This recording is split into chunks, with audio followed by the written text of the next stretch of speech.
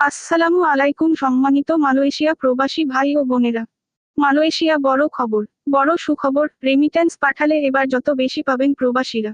মূল আলোচনা শুরু করার আগে একটি অনুরোধ থাকবে, ইতিমধ্যে আমাদের চ্যানেলটি যারা সাবস্ক্রাইব করেছেন তাদেরকে অশেষ ধন্যবাদ।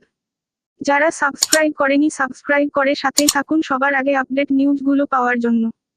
রেমিট্যান্সের ডলারের দাম দেশের ইতিহাসের রেকর্ড সর্বোচ্চ 127 টাকায় পৌঁছেছে।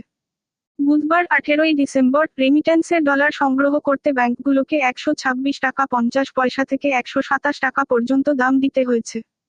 এখন পর্যন্ত এটিই ডলার টাকার সর্বোচ্চ বিনিময় হার।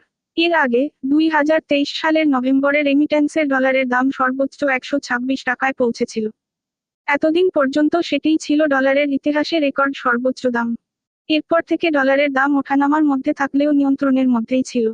রেমিট্যান্সের ডলারের দাম ছিল সর্বোচ্চ 121 টাকা 80 পয়সা।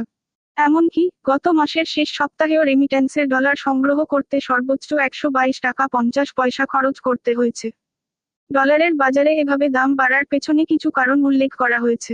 প্রথমত, সাধারণত সেপ্টেম্বর থেকে জানুয়ারি পর্যন্ত আমদানির জন্য অর্থ পরিশোধের সময় থাকে, যা ডলারের চাহিদা বৃদ্ধি করছে। দ্বিতীয়ত, এক্সচেঞ্জ হাউসগুলোতে কম দামে ডলার কিনে তা ব্যাংকগুলোর কাছে বেশি দামে বিক্রি হচ্ছে, যা ডলারের দাম বাড়াচ্ছে। এরপর কেন্দ্রীয় ব্যাংক রিজার্ভ থেকে ডলার বিক্রি বন্ধ করে দিয়েছে, ফলে বাজারে ডলারের চাপ বৃদ্ধি পেয়েছে। এছাড়া আইএমএফের চাপের কারণে ডলারের দামে বৃদ্ধি হতে পারে বলে ধারণা করা হচ্ছে। আর রাষ্ট্রায়ত্ত ব্যাংকগুলো নতুন করে ডলার সংগ্রহে প্রতিযোগী হয়ে উঠেছে, যার ফলে ডলারের দাম বাড়ানোকে উস্কে দিয়েছে। কেন্দ্রীয় ব্যাংকের তথ্যে দেখা যাচ্ছে, চলতি অর্থবছরে রেমিট্যান্স প্রবাহ বেড়ে 11.14 বিলিয়ন ডলারে পৌঁছেছে।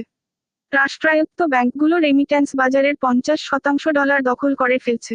অন্যদিকে বেসরকারি ব্যাংকগুলো ডলার সংগ্রহে হিমশিম খাচ্ছে এবং খোলাবাজারে ডলারের সংকট বাড়ছে।